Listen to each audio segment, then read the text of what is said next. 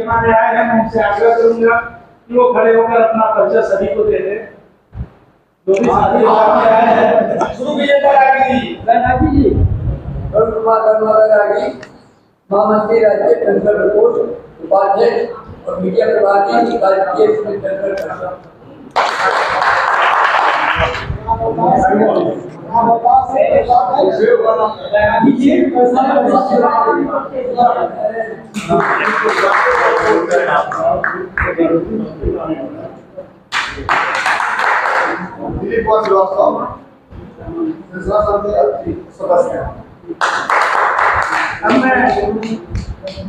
इस अनुरोध के साथ इस क्रम को आगे बढ़ाना चाहता हूँ। बिन बहादुर आवाज दूंगा उत्तर प्रदेश सेवानिवृत्त कर्मचारी एवं पेंशनर्स एसोसिएशन के महामंत्री आदरणीय नरसिंह प्रसाद सिंह जी को। ठोंगा भी रखा हुआ है, बिस्किट भी है, नमकीन का पैकेट है। गिन लीजिए उतना है कि नहीं है, अगर है तो।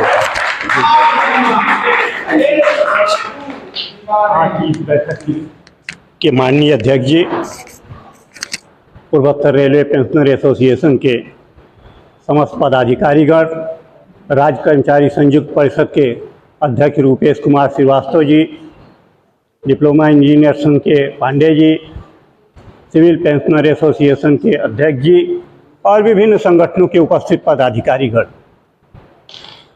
हम समझते हैं 94-95 का जब आंदोलन चल रहा था रूपेश श्रीवास्तव जी, उस समय भी एक टेबल पर सेंट्रल गवर्नमेंट के एम्प्लॉइज़ के एसोसिएशन के, चाहे वो इनकम टैक्स के रहे हों, पोस्ट ऑफिस के रहे हों, रेलवे के लोग रहे हैं, एक साथ बैठे थे उन तमाम सवालों को लेकर के। और उसके बाद इतने दिन के अंतराल के पश्चात आज फिर हम लोग एक टेबल पर बैठे हैं, जो वर्तमान में एक बिल पास हुआ है उसको लेकर। आपने डीएस नाकारा केस को उद्धृत किया है। वह एक गाइडलाइन थी सुप्रीम कोर्ट की, कॉन्स्टिट्यूशन का आर्टिकल 14 जो डिफाइन करता है equality before law and equal protection by law. व्यक्ति व्यक्ति में भेद नहीं किया जा सकता है। Menaka Gandhi versus Union of India के केस में सुप्रीम कोर्ट ने इसको डिफाइन किया था। सन 1979 के पश्चात जो लड़ाई शुरू हुई थी कि कट ऑफ डेट को लेकर के पेंशनर और पेंशनर के बीच में भेद नहीं किया जाना चाहिए, उनके फिक्सेशन को लेकर के। आज 1979 के पश्चात जिस लड़ाई को हम लोग 17 दिसंबर 1982 में जीते थे डीएस नाकारा, सुप्रीम कोर्ट की फुल बेंच के सामने वो केस गया था। आज फिर वही स्थिति उत्पन्न हो गई हम लोगों के सामने कि हम लोग उस लड़ाई को फिर लड़ने जा रहे हैं। भारत सरकार की तरफ आश्वासन लगातार केवल मौखिक रूप से दिया जाता है कि हम कोई परिवर्तन नहीं करने वाले, लेकिन अगर मंशा ये नहीं है परिवर्तन करने की, इस एक्ट को या इस अध्यादेश को ले आने की क्या जरूरत थी। ये स्पष्ट है कि भारत सरकार में जो लोग बैठे हुए हैं वर्तमान में देश की व्यवस्था को संचालित कर रहे हैं, उनकी मंशा कहीं न कहीं पेंशनरों के विरुद्ध है और वो चाहते हैं कि एक 26 के पहले जो लोग रिटायर हुए हैं उनको 8वें वेतन का आयोग का लाभ न दिया जाए। और अगर ऐसा होता है तो हमारी आर्थिक स्थिति क्या होगी, ये सोच का विषय है। सरकार की आप मंशा जान रहे हैं कि सेंट्रल गवर्नमेंट में 1/4/2004 से पुरानी पेंशन समाप्त हो गई। उत्तर प्रदेश गवर्नमेंट के एम्प्लॉइज की 1/4/5 से पुरानी पेंशन की व्यवस्था समाप्त हो गई। अब वर्तमान में 3 प्रकार की पेंशन की व्यवस्था, पुरानी पेंशन की व्यवस्था है, एनपीएस की व्यवस्था है, अब नई स्कीम आ गई यूपीएस की व्यवस्था।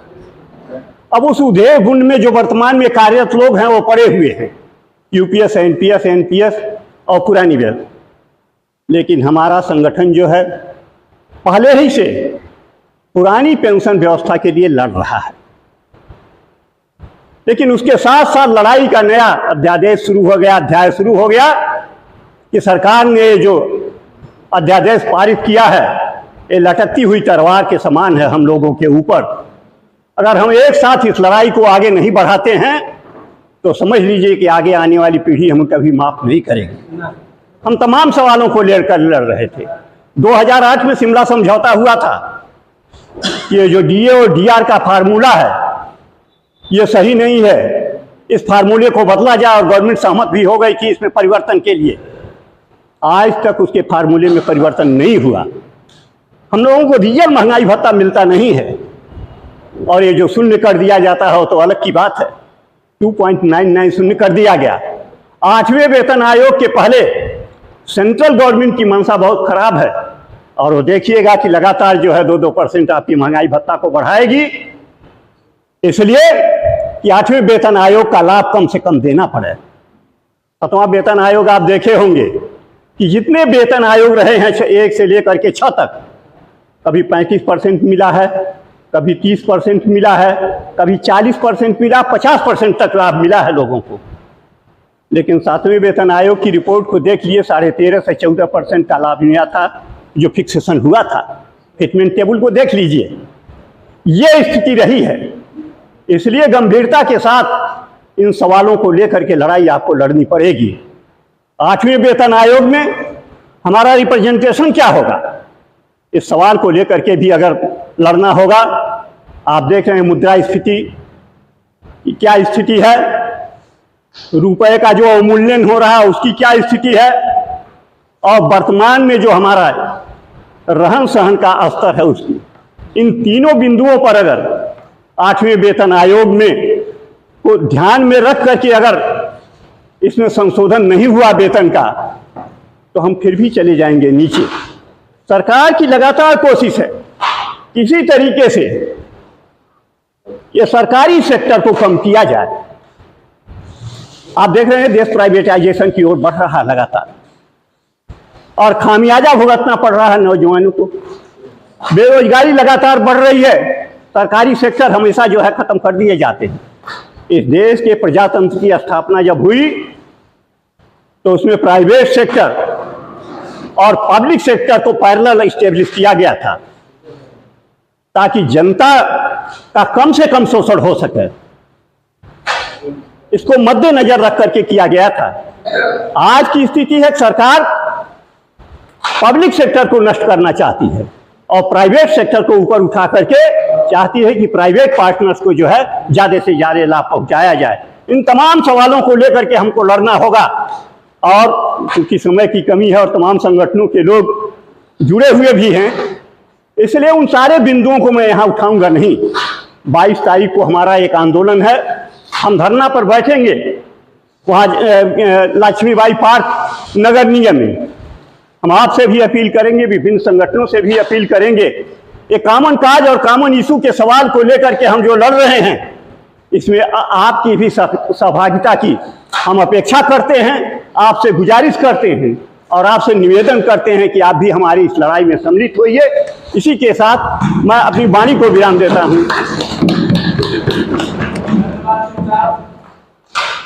इस बीच हमारी एक कड़ी मिस हो रही थी।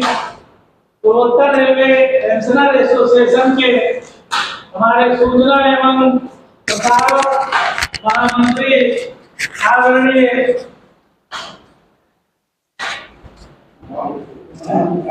भानु प्रकाश नारायण जी का योगदान, चुपचाप ये अपना काम करते रहते हैं, इनके लिए जोरदार तालियां। अब इस क्रम को आगे बढ़ाते हुए सेवानिवृत्त डिप्लोमा इंजीनियर कल्याण संघ उत्तर प्रदेश के मंडल सचिव अनिल किशोर पांडे जी को आवाज दूंगा कि वो अपनी बातों को संक्षिप्त में रखें। आज की पर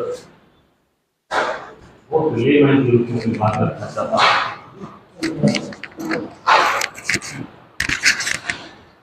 धन्यवाद।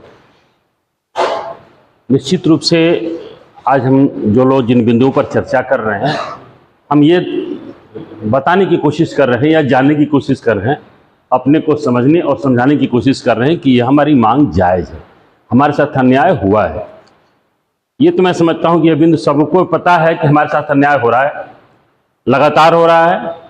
ओपीएस के बाद जो एनपीएस और यूपीएस आया, ये सब अन्याय की श्रृंखला में आगे बढ़ते हुए कदम है।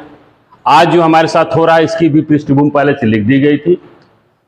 बात यह है कि इसका समाधान क्या होगा, हम इस लड़ाई को किस दिशा में ले जाएंगे, क्योंकि संगठन तभी थे, मैं अपने किसी संगठन को अपने आप को मात्र एक पेंशनर सदस्य के रूप में आपके सामने प्रस्तुत कर रहा हूं, और यह मान के चला मैं किसी संगठन से नहीं हूं, आपके किस फोरम से मैं जुड़ा हुआ एक व्यक्ति हूं। कारण यह है कि ऊपर जाने के बाद लड़ाइयां होती हैं तो गुटबाजी में बदलने लगती है। हमको और आपको कहीं न कहीं से जो हमारे से सख्त पदाधिकारी हैं उनके माध्यम से ऊपर तक ये मैसेज जाना चाहिए।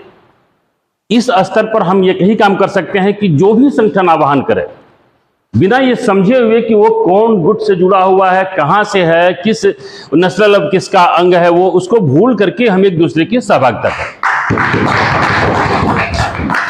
दूसरी बात, कानूनी जो दावपेच हैं, नो डाउट इस सब चीजों पर नकारा साहब की जो एक लाइन जो खींच दिया उन्होंने सुप्रीम कोर्ट के वर्डिक्ट पर, और सुप्रीम कोर्ट के तमाम वकीलों की जरूरत पड़ेगी इस मुकदमे को लड़ने के लिए।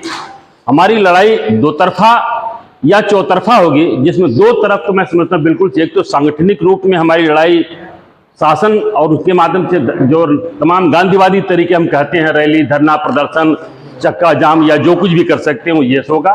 और दूसरा एक न्यायालय के मत से भी रिलीफ हमें कहां से मिलेगी ये ईश्वर जाने, लेकिन हमको प्रयास करना पड़ेगा। इसके बाद अपने व्यक्तिगत सपोर्ट राजनेताओं से, इनसे उनसे, गोकि उनसे कोई उम्मीद आप नहीं कर सकते हैं और कोई लाभ होने वाला भी नहीं, सिवाय आएंगे आपके बीच में, लच्छेदार भाषण बोलेंगे और आपका फोटो खिंचा के चले जाएंगे। मीडिया की बात है, नो डाउट इसमें कहने की जरूरत नहीं। आज हमारे बीच में थोड़ा छोटे मत मीडिया, मैं छोटा करके किसी मीडिया का अपमान नहीं कर सकता, बेशक उसकी 5000 प्रति क्यों न छपती हो, उसकी आवाज केवल गोरखपुर में ही क्यों ना हो, लेकिन कहीं से भी होती हो, वे हमारे काम के हो सकते हैं, वे अपनी बात को कह सकते हैं। बड़े जितने भी धुरंधर मीडिया वाले हैं आपकी बात को न सुनेंगे न छापेंगे, बहुत साफ बात है। गोरखपुर के महत्वपूर्ण जितने भी मीडिया की हाउस है उसके बीच में मेरा कार्यालय और कार्यक्रम, उनकी हम ये नहीं कह सकते हैं कि छाती पर चढ़ के कार्यक्रम होता है, बस उनके सिर आंख के सामने कार्यक्रम होता है, बावजूद उसके सिर निचले नहीं छपता है कि हम उनके लिए ब्लैकमेलिंग का काम नहीं कर सकते हैं, हम अपने विभागों की लूप होल्स नहीं दे सकते, इसे नहीं छापते हैं, इसलिए हम बुलाने भी नहीं जाते। बहुत साफ बात बता रहा हूं, अगर आपका आंदोलन सही होगा तो कितने दिन दबाएंगे, वो छपेगा ही छपेगा।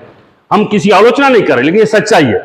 कार्यक्रम कैसे सफल बने इस पर आप सभी एकजुट तन मन और धन से, मन से इस पर कार्यक्रम करें, और क्षेत्र स्तर पर, जनपद स्तर पर या प्रदेश स्तर पर या राष्ट्र स्तर पर जो भी कार्यक्रम हो उसमें हमारी सहभागिता, ईमानदारी से होनी चाहिए।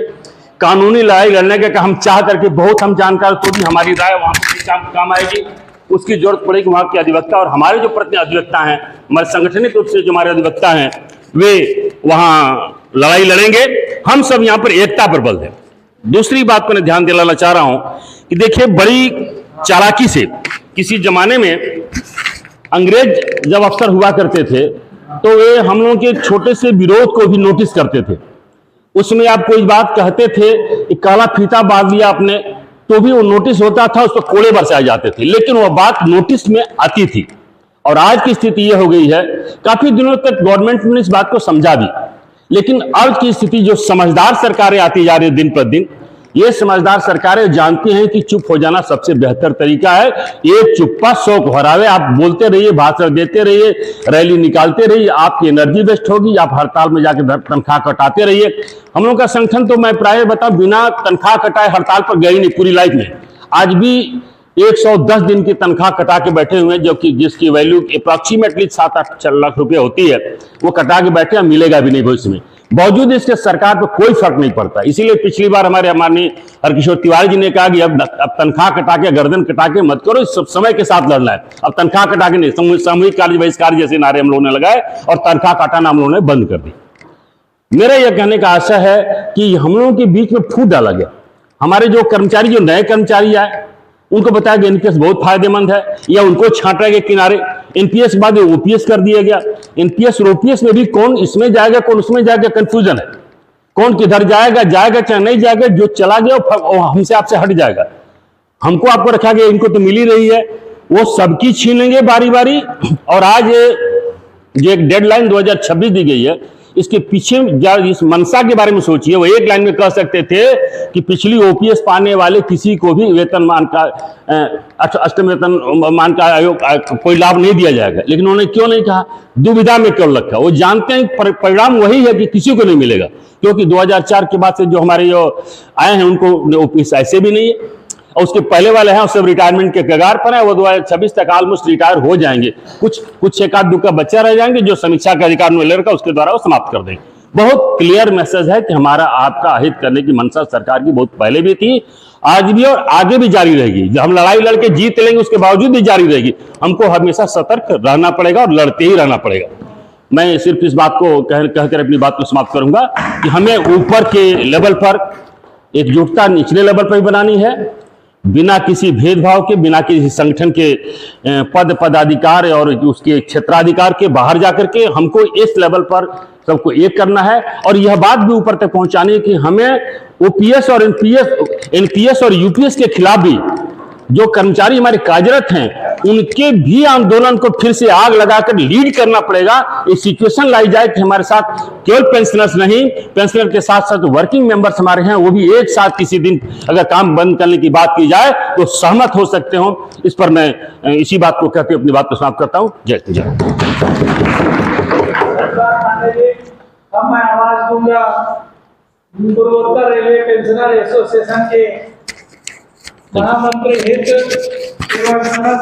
केंद्रीय प्रबंधन समिति भारतीय पेंशन समाज के आदरणीय मुनियाल गुप्ता जी को कि वो अपनी बातों से हम लोगों को लाभान्वित करें। आदरणीय गुप्ता जी। धन्यवाद भाई श्री एसपी सिंह जी। आज की कार्यक्रम की अध्यक्षता कर रहे श्री अमीय रमन जी, जो भारत पेंशन समाज के संयुक्त महामंत्री हैं, हमारे पूर्वोत्तर रेलवे पेंशन एसोसिएशन के महामंत्री संगठन श्री सुभाष चौधरी जी, AK कोहली जी, हमारे पांडे जी, सभा का संचालन कर रहे श्री एसपी सिंह, हमारे संयुक्त राज्य कर्मचारी संयुक्त परिषद के क्रांतिकारी साथी श्री रूपेश कुमार श्रीवास्तव, जिनके नेतृत्व में इस शहर में और इस शहर के बाहर भी आप बड़े आंदोलन हुए हैं। हमारे डिप्लोमा इंजीनियर संघ के युवा साथी मैं कहूँगा, हम जानते हैं कि जितने लोग हैं, कल मैं आपको देखा, वहाँ मैं आपसे प्रभावित हुआ और हमने देखा कि आपका जीवन, हमको लगता है कि जिस संगठन से आप आते हैं वहाँ तो ज़्यादातर लोग अपना पूरा जीवन मतलब समझिए कि दूसरे दिशा में अपना ले जाने का काम करते हैं, लेकिन इन सबों से हट के आपके अंदर मतलब इस क्रांतिकारी जो विचार और भाव जो आया, ये बहुत बड़ी बात है। क्योंकि डिप्लोमा इंजीनियर संघ के आपने बहुत अनेकों आंदोलन का आपने नेतृत्व किया है और इसी तरीके से हमारे राजकीय पेंशन संघ के पाठक जी, हमारे बहुत क्रांतिकारी नरसिंह जी आपसे हैं, और हमारे बीएसएनएल के साथी हमारे सेना के यादव जी, और हमारे देखिए एक्स जो ये आपको ये नहीं पुलिस हाँ एक्स सर्विस ये मैन पुलिस सर्विसेज से हर विभाग से लगभग लोग आने का काम किए हैं। और इस बात से आज एक स्वर्णिम दिन आज होगा, जैसा कि नरसिंह जी ने भी बताया कि 1995 के बाद आज 30 सालों के बाद इस तरीके का कोई भी कार्यक्रम ज्वाइंटली करने का काम किया जा रहा है। तो साथियों, आप लोग आज की बैठक में आए, मैं पूर्वोत्तर रेलवे पेंशन एसोसिएशन की तरफ से मैं आप लोगों का आभार व्यक्त करता हूं, आपका नंदन करता हूं, वंदन करता हूं। साथियों,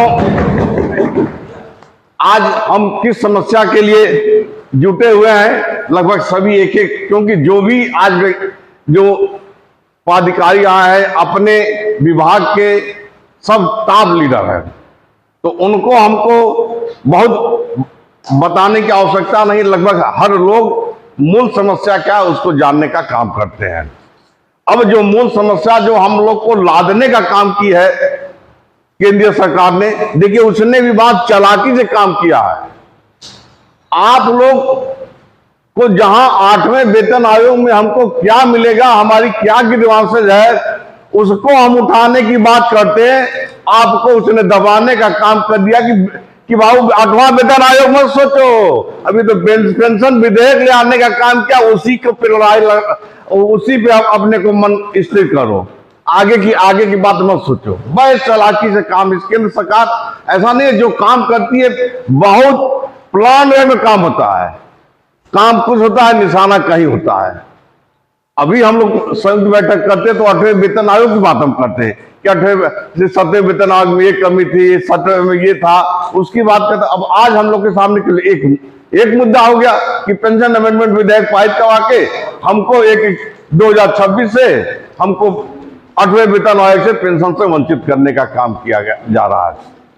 तो इस चालाकी को भी समझने की आवश्यकता है। और आपको अभी जैसा कि सिंह साहब ने कहा, मैं भी आज अध्ययन किया हूं कि जैसा हमारे पांडे जी ने कहा, बहुत सही बात उन्होंने कहा कि हमने आंदोलन करके 115 दिन 130 दिन का वेतन भी कटवा दिया, 5-6 लाख चला गया, कुछ नहीं मिला। तो आज की जो स्थिति है, मीडिया का समर्थन कितना है, आप सही कहे, आप कितना ही वहां आंदोलन के लिए, मीडिया आपको कवरेज देने वाली नहीं है। मीडिया वही कहेगी जो आपका यहाँ के जो पीआरओ का, डीएम का खबर आएगा, राज्य सरकार का आएगा, वही खबर आपको करेगी।